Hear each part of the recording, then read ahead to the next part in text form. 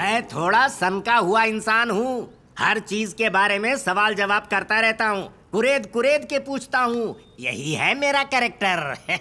गायत्री ने बताया था। क्या बताया था? कि वो चाचा ही सब कुछ है, वो हाँ कहेंगे तो शादी होगी। लाडली है ना, इसने जब तुमसे शादी करने की बात छेड़ी तो मैं बिना कोई फॉर्मेलिटी के खुद तुम्हारे घर पर चला आया। आप और आपकी बेटी हमें बहुत पसंद आए। पर मुझे पसंद आएगा तभी ये शादी होगी ना। अब मैं ऐसे सवाल कर रहा हूँ, इस बात का बुरा ना मानना। दरअसल मेरे बड़े भाई यानी इसके पिताजी पुलिस वाले थे जो बहुत ही ईमानदार थे, लेकिन फायदा क्या, पूरी जिंदगी एक घर भी नहीं खरीद पाए।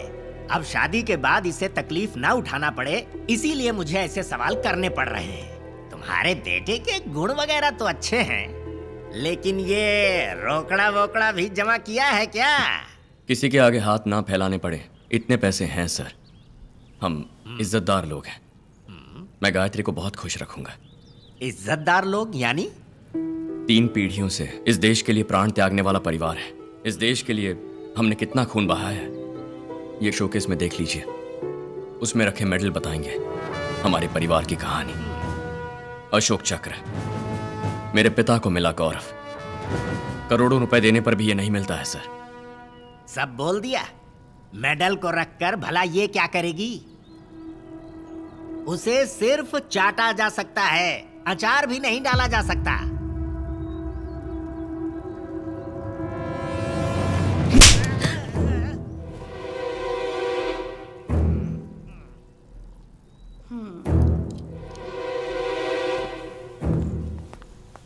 चंद्रू, ये सब क्या है? उम्र का लिहाज किए बिना चाचा पर हाथ उठाया तुमने? कौन? ये उम्र में बड़े हैं? सोचा था सिर्फ बाल ही पके, इनका दिमाग भी पक गया है। तुम्हारी खातिर इन्हें जिंदा छोड़ रहा हूं, ले जाओ इन्हें। How dare you! ये मेरे पिता के समान है। माफी मांगो। माफी मांगे? अच्छा है खून नहीं किया। मैं जब भी उस मेडल को देखता हूं तो लगता है मेरे पिताजी मेरे साथ हैं, और उनके बारे में इन्होंने ऐसा कहा। ठीक है, मैं मानती हूँ गलत बोला, लेकिन जब तक तुम माफी नहीं मांगोगे, ना मैं तुम्हारा चेहरा देखूंगी और ना ही इस घर में आऊंगी।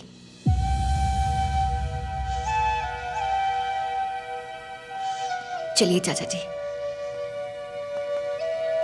गायत्री, जब तक इन्होंने जो कहा है उसके लिए माफी नहीं मांगते, मैं भी तुमसे शादी नहीं करूंगा। ए, तू उस लड़की को चाहता है? कोई बात नहीं दादी, जाने दो। मेरे लिए पिताजी का सम्मान जरूरी है।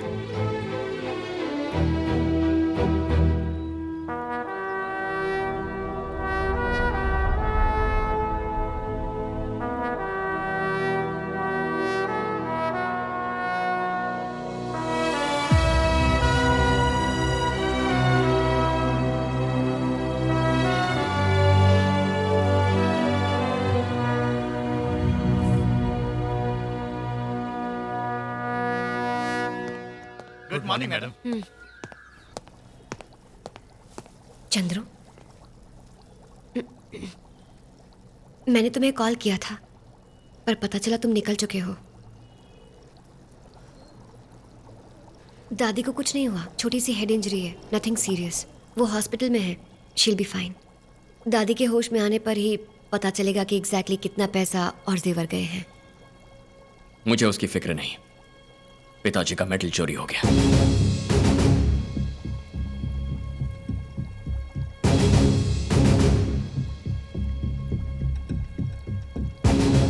किसने चुराया? कौन है वो? नहीं जानती। शहर के 50 घर, सब में प्लान करके चोरी की। दादी कौन से हॉस्पिटल में है?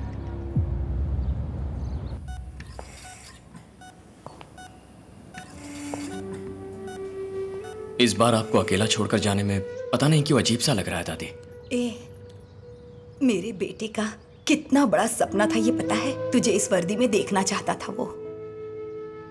तुझे इस वर्दी में देखते ना तो उनका मन भर आता। समझ नहीं आता, तेरे दादा को और पिता को ये सौभाग्य नहीं मिला। मेरा पोता पिता को ये तोहफा नहीं दे पाया, लेकिन मैं भाग्यशाली हूँ। तेरे दादा को देखा, अपने बेटे को देखा और अपने पोते को भी देख लिया। चलता हूँ दादा।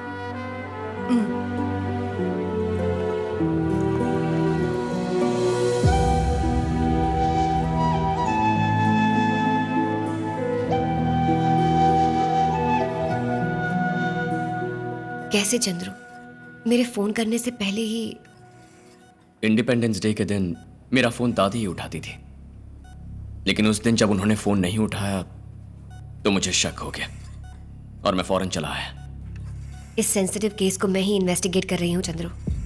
बहुत जल्द उस कमीने को पकड़ लूंगी मैं। पकड़ेंगे। जिन जिन घरों में चोरी हुई वहाँ दूध डालने वाले, पेपर डालने वाले, गैस वाले, पानी वाले, किराने वाले, हर एक को पकड़ के ले आओ। चल उठ, चल गाड़ी में बैठ। सर मैंने कुछ नहीं किया, मुझे छोड़िए ना सर। सर मैंने कुछ नहीं किया सर। कहाँ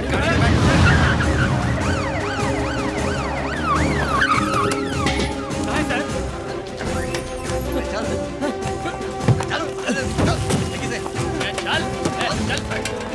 चल गाड़ी में बैठ। अरे अरे अरे मुझे कहाँ ले जा रहा हूँ? मैंने क्या किया सर? छोड़िए ना। मुझे कहाँ लेके जा रहे हो? अरे छोड़ो मुझे जल्दी।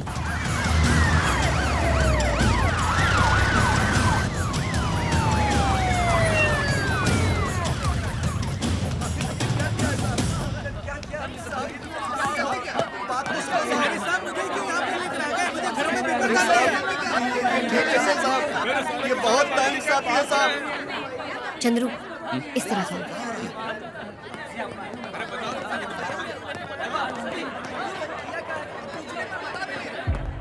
चल बैठ। मैडम, 50 घरों की चोरी होने वालों में डेली सुबह दूध डालने वालों से लेकर शाम को चुस्की बेचने वाले सबको उठा लाए हैं। पूछताछ चल रही है मैडम। ये सब कौन है? ये लोग छोटी मोटी चोरी करने वाले चोर उचक्के हैं, लेकिन इनमें से 2 लोग हाथ नहीं लगे हैं। कौन दो? एक्स फिनांस मिनिस्टर अजय माल, सॉरी मैडम।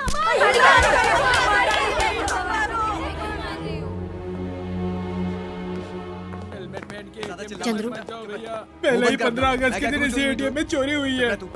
उन्हें जब रोक रहा था तो उन्होंने मुझे बहुत मारा भैया, इसीलिए कह रहा हूं। चंद्रू कैसा भी क्राइम क्यों ना हो, इन्वेस्टिगेशन हमेशा बॉटम में रहने वाले क्रिमिनल से ही शुरू की जाती है, तभी कोई क्लू मिलता है। और तुम हो कि मुझे रोकेगा एटीएम में जाने से? मुझे रोकेगा तू? हम पैसे ना निकाले, चुप रह तू। चंद्रू मैं तुमसे बात कर रही हूँ। तेरी तो तू मुझे रोकेगा? हाँ मुझे रोकेगा? उम्र का लिहाज कर रहा हूँ तो सर पे चढ़ रहा है। हाँ? तेरी इतनी हिम्मत? सर सर सर इसकी गलती है सर, एटीएम में नहीं जाने दे रहा सर। सर सर मैंने क्या किया? क्या किया? आप कॉलर क्यों पकड़े? सर मैंने क्या किया है? ये अखबार उठा।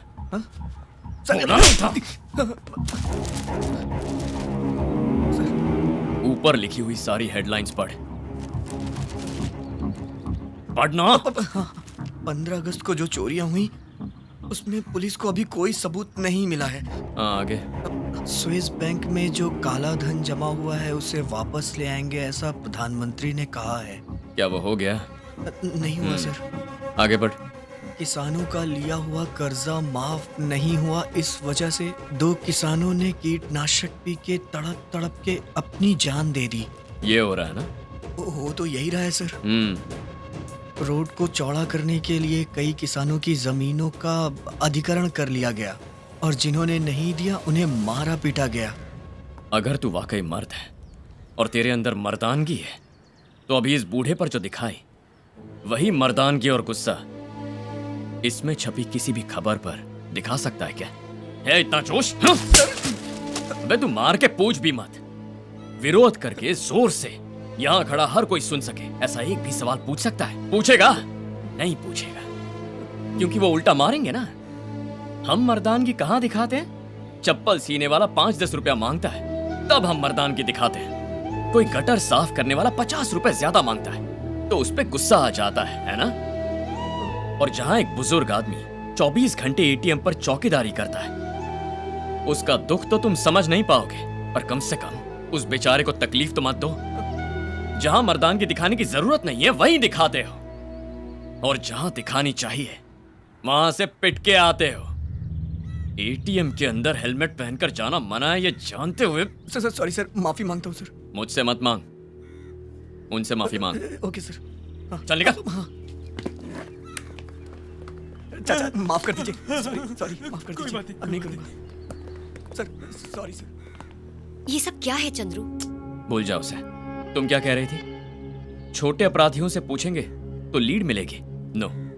गायत्री, एक बात अच्छी तरह जान लो, ये किसी पर्टिकुलर एरिया में, पर्टिकुलर स्ट्रीट में होने वाली रॉबरी नहीं है। अडियार, तिरुवनमयूर, बसंत नगर, इन जगहों पर मल्टीपल एरियाज में रॉबरीज हुई हैं। अडियार के किसी चोर को बसंत नगर में रहने वाले बुजुर्ग का घर कैसे पता, और बसंत नगर में रहने वाले को तिरुवनमयूर में कहां चोरी करनी है ये कैसे पता? This is something big. Madam, जैसा कि आपको शक था, वैसे ही हमने सारे मोबाइल्स की कॉल की हिस्ट्री को चेक किया तो रॉबरी के किसी भी टावर की रेंज में सब जगह कनेक्ट होने वाली किसी की भी कॉल हिस्ट्री मैच नहीं हुई मैडम। मैंने कहा था ना, हम सही रास्ते पर ना चलकर अंधेरे में तीर चला रहे हैं। अगर चोर को किसी बुजुर्ग के घर के बारे में जानना हो तो पहले घर के अंदर जाएगा, और घर के अंदर कौन कौन जाता है? पानी सप्लाई करने वाला, अखबार वाला, दूध वाला, केबल ऑपरेटर्स, घर के नौकर, sales reps, medical reps, courier वाले, water purifying service, gas cylinder वाले, होम मार्केटिंग वाले, और ये बूढ़े लोग हैं तो फैमिली डॉक्टर्स भी जाते हैं। अगर इनमें से कोई नहीं है तो फिर कौन है? मैं I coming madam? Yes. Plumber को फोन किया, वो आ ही नहीं रहा मैडम। आप उसे धमकाएंगे तो अच्छा रहेगा। बाथरूम के नल में पानी नहीं आ रहा मैडम। मेरे बाथरूम में भी पानी नहीं आ रहा, ये भी कोई प्रॉब्लम है? चल जा। सुनो, उसके लिए डायल फॉर हेल्प नाम की डेटा सर्विस है ना, उनको फोन करके प्लम्बर, इलेक्ट्रिशियन, एसी मैकेनिक, जिसकी सर्विस चाहिए बोल दो, वो घर पे भेज देंगे। कमिश्नर एसी मैकेनिक से इंटरनेट तक के लिए वही फोन करते हैं। अब जाओ ना।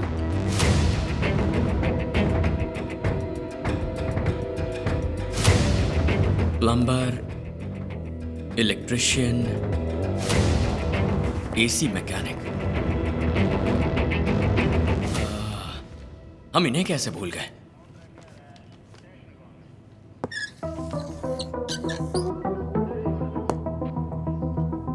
क्या नाम बताया था? Dial for help? हाँ चंद्रू, ये एक पावरफुल डेटा सर्विस है। एसी मैकेनिक, प्लम्बर, इलेक्ट्रिशियन, इनमें से जो भी चाहिए वो उस वर्कर का नंबर भेज देते हैं और हम उसे फोन करके काम के लिए बुला लेते हैं। Dial for help. इनका हेड ऑफिस कहाँ है?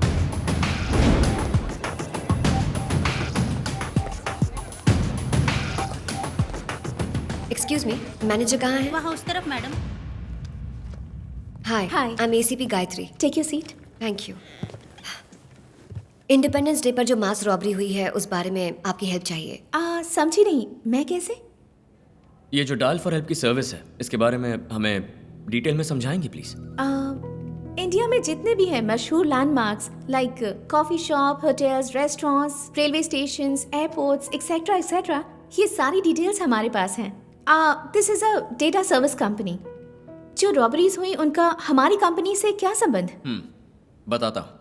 ये जो इन्फॉर्मेशन मिलती है उसका क्या करते हैं आप लोग? अगर मैं आपको ठीक से कहूँ तो कोटम पेटी से चढ़कर कोई कोयम्बटूर में उतरता है तो उसकी जेब में पैसे तो होंगे, लेकिन एक एरिया से दूसरे एरिया की बस में कैसे जाना है, किस होटल में इडली सांभर मिलेगा, किस होटल में अच्छी कॉफी मिलेगी, वो नहीं जानता है। तो डायल फॉर हेल्प में फोन करना ही काफी है। उसे जो इन्फॉर्मेशन चाहिए वो हम उसे देंगे। हमारे पास सारी इन्फॉर्मेशन हैं। ऐसे ही अगर ये बता देंगे कि एमपी एमएलए वगैरह कहाँ है तो अच्छा रहेगा। उन्हें चुनाव के वक्त देखा था, उनका थोपड़ा भूल गया हूँ। सही कहा ना मैडम? कुमार, ये सवाल मेरा नहीं है, जनता का सवाल है मैडम। आप बताइए। सिर्फ बाहर के ही लोगों को नहीं, शहर में रहने वाले लोगों को भी हम इन्फॉर्मेशन देते हैं। एक घर के काम के लिए इलेक्ट्रिशियन से लेकर एसी मैकेनिक तक की सर्विस हम प्रोवाइड करते हैं। That's why we are here. देश को दहलाने वाले आतंकवादियों की एक्टिविटीज पर निगरानी रखने वाली नेशनल सिक्योरिटी एजेंसी जो रिसर्च करती है, उससे ज्यादा एक आम इंसान की जरूरतें होती हैं, और उन्हें पूरा करने के लिए कॉर्पोरेट कंपनी जो रिसर्च करती है वो ज्यादा जरूरी है, यही कह रही है ना? आप पुलिस वाले हैं? मिलिट्री। लोगों के बारे में इतनी सेंसिटिव इंफॉर्मेशन इकट्ठा करके रखी है, इसका मिसयूज होने का चांस नहीं है? Impossible. We are using a strong security protocol. अगर मैं एक मोबाइल नंबर दूं तो उस नंबर से सर्विस के लिए फोन हुआ है या नहीं, ये आपके डायल फॉर हेल्प के डेटाबेस से चेक कर सकती है? Of course. एक बार अगर कोई हमें कॉल करता है, किसने कौन सी सर्विस मांगी है, कौन सर्विस के लिए गया, उसका डेट एंड टाइमिंग हमारे डेटाबेस में सेव हो जाता है। परफेक्ट। कुमार सर, जिन घरों में चोरी हुई ये उन 50 घरों के सदस्यों के मोबाइल नंबर हैं। इनमें से किस किस ने डायल फॉर हेल्प को कॉल किया था बता सकती हैं? 99-401-25252।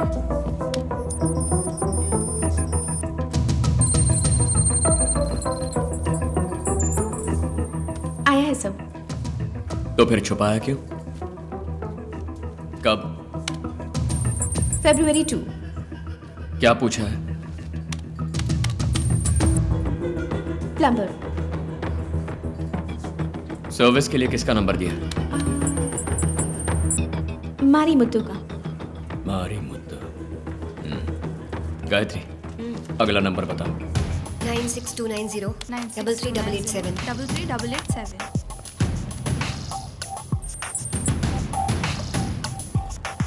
ये भी आया है। इसने क्या पूछा? इलेक्ट्रिशियन। Service number?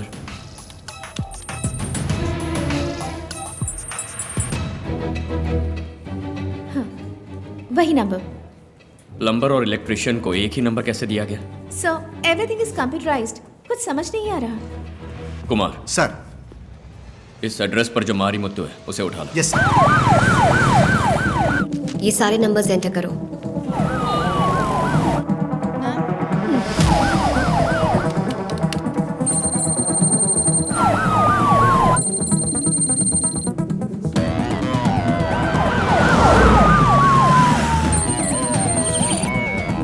सर,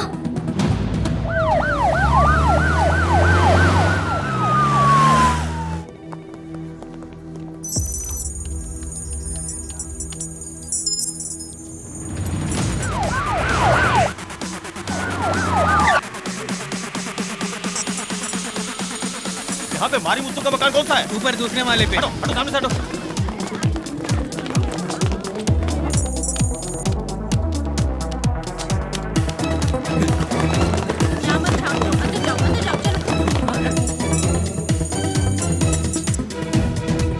ये मारी मुत्तू तो कोई पूछ रहा है। ये पुलिस क्यों आई है यहाँ पर?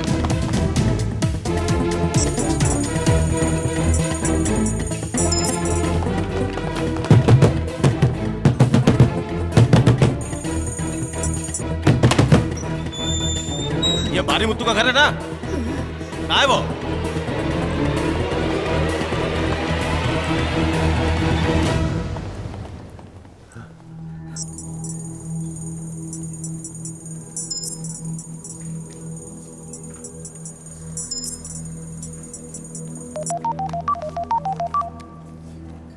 सर, वो मारी मुत्तू मर चुका है।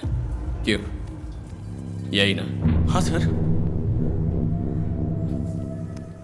मिस रितु भाटिया, मुझे तुमसे 4 डिटेल्स चाहिए। नंबर 1, इस मारी मुत्तू का नंबर पूरे चेन्नई शहर में किन घरों को सर्विस के लिए दिया गया उसकी लिस्ट चाहिए। नंबर 2, तुम्हारे डायल फॉर हेल्प में वर्कर्स डेटाबेस मेंटेन करने वाला चीफ मुझे चाहिए। नंबर 3, तुम्हारे डायल फॉर हेल्प में सॉफ्टवेयर डिजाइन करने वाला डेवलपर, वो भी मुझे चाहिए। नंबर 4, तुम्हारी कंपनी के सारे बोर्ड ऑफ डायरेक्टर्स से मिलना है। मीटिंग अरेंज करवाओ। श्योर। 1-2 घर की बात नहीं है, पूरे 50 घर, करीब करीब 7 करोड़ के गहने और पैसों पर हाथ साफ किया है। अब तुम बताओगी गायत्री, या?